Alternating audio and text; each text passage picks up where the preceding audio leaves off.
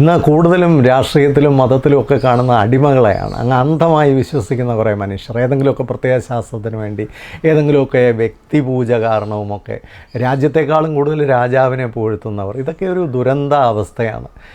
നമ്മൾ ഈ കാലഘട്ടത്തിൽ ചിന്തിക്കേണ്ടത് നമുക്ക് നല്ല സിറ്റിസൻസാണ് ആവശ്യം, നല്ല ലീഡേഴ്സാണ് ആവശ്യം, ശരി തേടുന്നവർ, നീതി തേടുന്നവർ, സത്യം തേടുന്നവർ. അതിനെപ്പറ്റിയാണ് ഈ വീഡിയോ.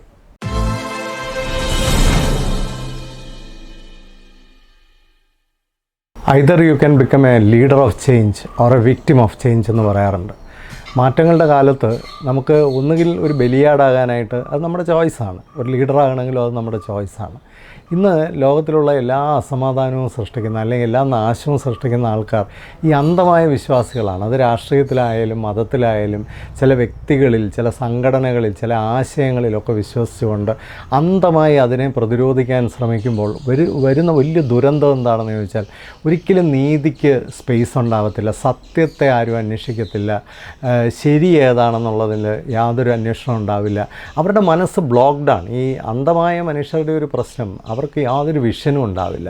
അവരാ കാണുന്നതിലും അവരിഷ്ടപ്പെടുന്നതിലും അല്ലെ അവരെ ആരാധിക്കുന്നതിലും മാത്രം അന്ധമായി വിശ്വസിക്കുന്നതുകൊണ്ട് സത്യവും നീതിയും ശരിയും ഒന്നും അന്വേഷിക്കാനുള്ള യാതൊരു ത്രാണി അത്തരക്കാർക്കുണ്ടാവില്ല.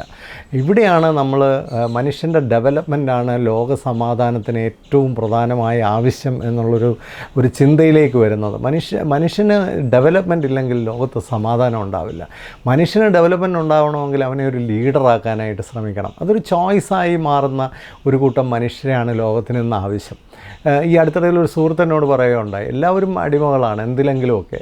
അല്ല, അടിമകളല്ലാത്ത ഒരുപാട് മനുഷ്യർ ഈ ലോകത്തുണ്ട്. പക്ഷേ അവരൊരു ന്യൂനപക്ഷമായിക്കൊണ്ടിരിക്കുന്നു എന്നുള്ളതാണ് ഇന്നത്തെ ഏറ്റവും വലിയ പ്രശ്നം. പണത്തിന് അടിമയാകുന്നവർ, അല്ലെങ്കിൽ ഏതെങ്കിലും ലഹരിക്ക് അടിമയാകുന്നവർ, ഇതെല്ലാം അടിമത്തം തന്നെയാണ്. ഇവർക്കെല്ലാം ഉള്ള കുഴപ്പം സ്വതന്ത്രമായി ചിന്തിക്കാനുള്ള കഴിവ് അവർക്ക് കിട്ടുന്നില്ല. പലപ്പോഴും അവരടിമയായിരിക്കുന്ന കാര്യത്തെ ഡിഫെൻഡ് ചെയ്യാനായിട്ടുള്ള ശ്രമത്തിനിടയിൽ പലപ്പോഴും സത്യവും നീതിയും എല്ലാം തമസ്കരിക്കപ്പെടും, ശരി തമസ്കരിക്കപ്പെടും, ശരിയായ വ്യക്തിത്വങ്ങൾ തമസ്കരിക്കപ്പെടും. അപ്പോൾ അവിടെ ഒരു ലോകത്തിന് മുന്നോട്ട് പോകാനും വലിയ തടസ്സമായിരിക്കും. മുന്നേറ്റങ്ങളെല്ലാം അവർ തന്നെ തടയും. രാഷ്ട്രീയത്തിലൊക്കെ ഇത് വളരെ ഭീകരമാണ്. എത്ര വലിയ തെറ്റ് ചെയ്താലും എൻ്റെ പാർട്ടി ശരിയാണ്, എത്ര വലിയ തെറ്റ് ചെയ്താലും എൻ്റെ മതം ശരിയാണ്. ഇവിടെയാണ് വ്യത്യസ്തരായ മനുഷ്യരെ കാണുന്നത്. ചിലർ വളരെ ശക്തമായ നിലപാടുകൾ ഉള്ളവരാണ്. അവർ രാഷ്ട്രീയത്തിൽ നിൽക്കുമ്പോൾ തന്നെ അവരുടെ നിലപാടുകൾ തുറന്നു പറയാൻ അവർക്കൊരു മടിയുമില്ല. അവർ മതത്തിൽ നിൽക്കുമ്പോൾ തന്നെ നിലപാടുകൾ പറയാൻ ഒരു മടിയുമില്ല. പക്ഷേ അവിടെ ശരിയാണ്, അവർക്ക് വലിയ പദവികൾ കിട്ടത്തില്ല, അവർക്ക് വലിയ സ്ഥാനമാനങ്ങൾ കിട്ടത്തില്ല, അംഗീകാരങ്ങൾ കിട്ടത്തില്ല, അവസരങ്ങൾ ചിലപ്പോൾ നഷ്ടപ്പെടും. പക്ഷെ ഒരു കാര്യം വളരെ വാസ്തവമാണ്, അത്തരത്തിലുള്ള ആൾക്കാരെയാണ് ലോകം ആത്യന്തികമായി ആദരിക്കുന്നത്. ഉള്ളിൻ്റെ ഉള്ളിൽ അങ്ങനെയുള്ളവരെ പറ്റിയാണ് ലോകം എന്നും ബഹുമാനത്തോടു കൂടി ചിന്തിക്കുന്നത്. അല്ലാതെ കുറേ വാരിക്കൂട്ടി പക്ഷെ ഒരു നിലപാടും ഇല്ലാതെ ഒരു പുരോഹിതൻ പറയുന്നത് കേട്ടു, ഞാൻ വെള്ളം പോലെയാണ്, ഏത് കുപ്പിയിൽ ഒഴിച്ചാലും ആ കുപ്പിയുടെ അതൊരു ദുരന്തമാണെന്നാണ് പറയാനുള്ളത്. വെള്ളം പോലെ ആവരുത്. നമ്മൾക്ക് നിലപാടുകൾ വേണം, നമുക്കൊരു ഫോം വേണം, നമുക്കൊരു ക്യാരക്ടർ വേണം, അതിനെ ഡിഫെൻഡ് ചെയ്യാനുള്ള കരുത്ത് വേണം. അതാണ് ആത്മീയത, അതാണ് രാഷ്ട്രീയം.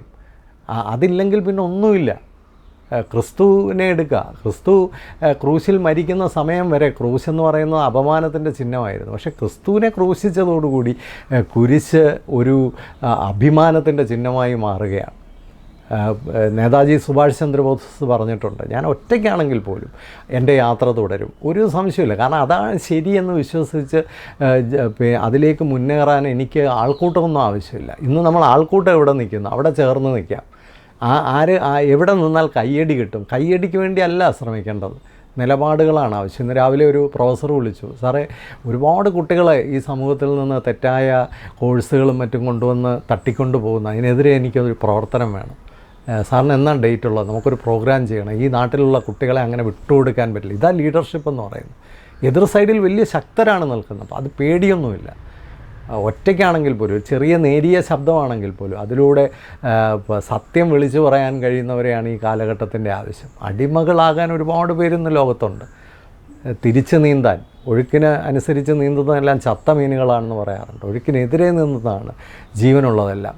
ആ ഒഴുക്കിനെതിരെ നീന്താൻ കരുത്തുള്ളവരായി മാറും. പ്രത്യേകിച്ച് കുട്ടികളെയൊക്കെ നമ്മൾ വളർത്തുമ്പോൾ അവർക്ക് മാതാപിതാക്കളോട് പോലും ഇത് ശരിയല്ല, ഇത് തെറ്റാണെന്ന് പറയാനുള്ള സ്വാതന്ത്ര്യം കൊടുത്ത് വളർത്തുന്ന കുട്ടികളാണ് ലീഡേഴ്സായി മാറുന്നത്. അല്ലാത്തവരൊക്കെ IIT പോയാലും IIM പോയാലും MIT പഠിച്ചാലും ഒരു അടിമ മാത്രമായിരിക്കും. അത് നമ്മൾ ലോകത്തെല്ലാം കാണുന്നതാണ്. ചിലരെ പറ്റിയൊക്കെ നമ്മൾ ചോദിക്കാറുണ്ട്, ഇത്രയും വിദ്യാഭ്യാസം ഉണ്ടായിട്ട് ഇയാൾക്ക് എന്താ നട്ടലില്ലാത്ത. ചെറിയ പ്രായം മുതൽ തന്നെ ഒരു തെറ്റ് ചൂണ്ടിക്കാണിച്ചാൽ അതൊക്കെ അംഗീകരിക്കുക, അപ്രീഷിയേറ്റ് ചെയ്യുകയും ചെയ്യണം. അവരിലെ ലീഡർഷിപ്പിനെ അധ്യാപകർക്ക് വലിയൊരു റോളുണ്ട്.